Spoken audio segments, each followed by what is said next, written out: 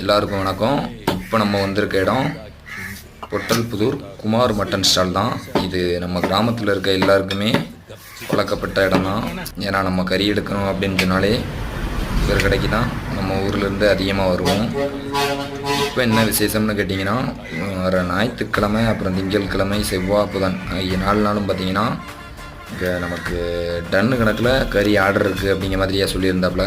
நம்ம regular customer கிட்டத்தட்ட ஒரு அப்பா காலத்திலேருந்து அப்படின்னு பார்த்தோம் அப்படின்னா தொடர்ந்து எனக்கு விவரம் தெரிஞ்சு நான் ஒரு 15 வருஷத்துக்கு மேலே வந்துக்கிட்டு இருக்கேன்.